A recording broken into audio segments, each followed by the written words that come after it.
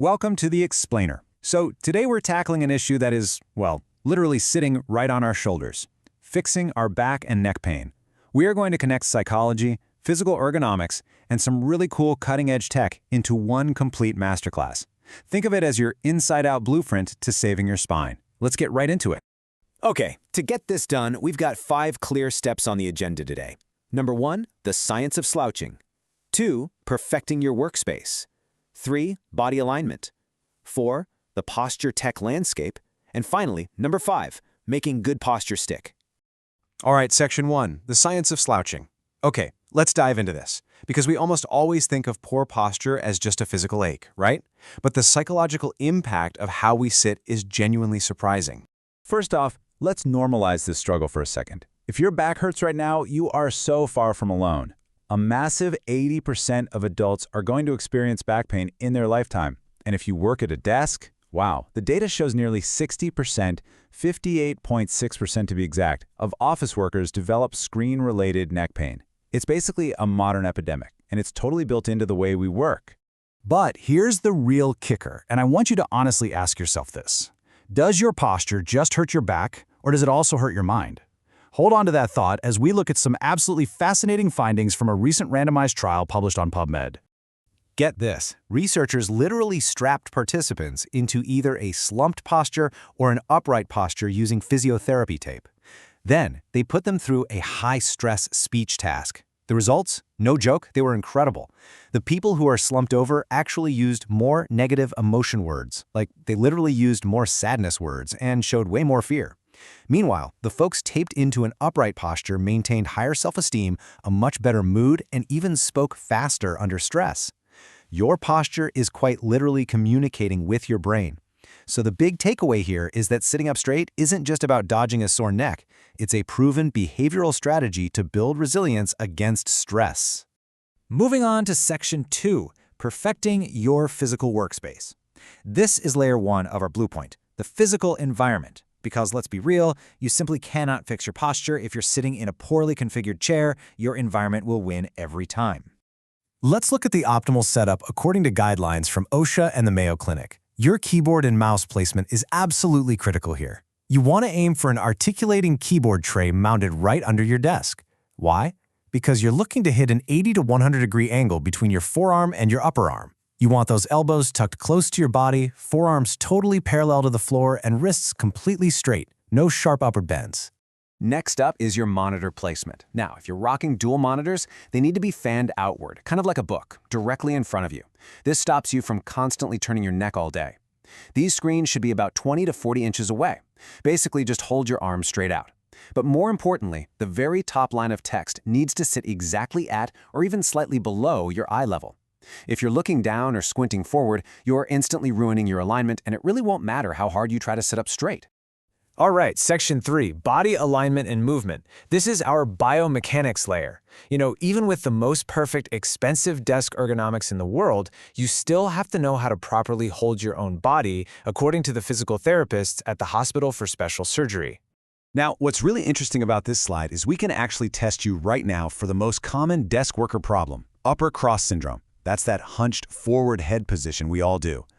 Do this quick check with me right now. Sit up and put your feet completely flat on the floor. Okay, now tuck your chin and pull your head straight back, almost like you're trying to make a double chin. Finally, drop your shoulder blades and physically pinch them together on your back. Feel that tension? Yeah, that is your body reminding you where neutral actually is. Let's check the lower body now. Lower cross syndrome is what happens when your lower back arches deeply and your pelvis tilts forward. Over time, that causes severe lower back pain. To correct this, let's do a standing check. Stand up, place your feet hip-width apart. Make sure your knees are unlocked. Actually, scratch that. Make sure you never lock your knees. Then, actively pull your pelvis into a nice neutral alignment. To make these positions feel natural instead of forced, physical therapist Astra Divinchenth gives us 3 golden guidelines. First, you absolutely must stretch those tight tissues that get locked up from sitting all day. Second, you have to strengthen your muscles so they can actually hold your body weight up. Trust me, stretching without strengthening is just a one-way ticket to more pain. And third, the absolute golden rule of ergonomics. No posture is a good posture if you hold it for too long. You've got to move every 30 minutes. You could sit in the best chair on earth, but if you don't move for 10 hours, you are going to hurt. Which brings us to Section 4, the posture tech landscape. Let's look at this tech-forward approach and see how modern software is stepping in to solve that classic, "oh man, I keep forgetting to sit up" problem. We can break this down cleanly into three main categories of posture trackers. First up, we've got AI webcam software, like SitSense. It's super comprehensive. It tracks 7 different clinical metrics, like your neck angle and shoulder slope, and it does it entirely locally on your device, which is a huge win for privacy. Second, we have wearables like the Upright Go 2. This is a little physical sensor you stick right onto your back, and it vibrates the second you tilt too far. It only tracks that one metric, but the beauty of it is its mobility. It works anywhere, even when you're away from the desk. And third, clever mobile apps like Posture Reminder.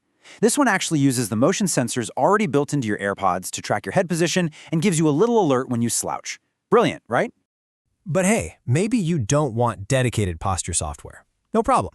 Even basic smartwatches like the Apple Watch SE3 have incredible utility here. You can set them up to just give you a tiny nudge if you've been sitting for 50 minutes out of the hour. That simple little vibration on your wrist telling you to stand up and stretch, it's often all you need to interrupt the dangerous static loading on your spine. And finally, Section 5, making good posture stick.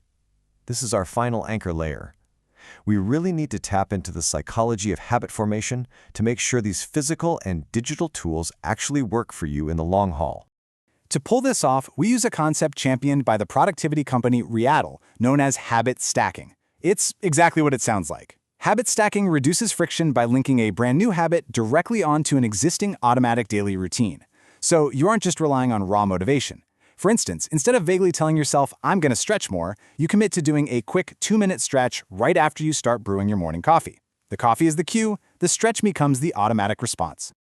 If you are using a posture app, the experts over at Slough Sniper recommend a highly actionable 14-day implementation plan, so you don't just quit after 3 days. Days 1 through 3, just establish a baseline. Keep the app sensitivity super low. Now, days 4 through 7, this is where you tune the settings. This is absolutely critical. You have to tune the app to avoid reminder fatigue, otherwise you'll get annoyed and delete the whole shebang by the end of the week.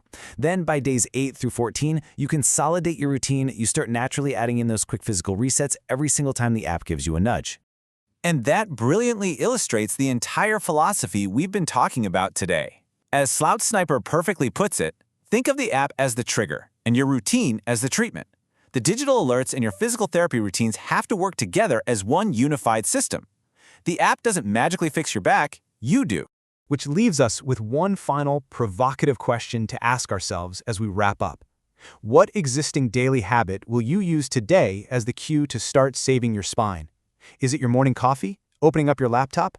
Think about it. Stack that habit, configure your workspace, and start taking your posture back.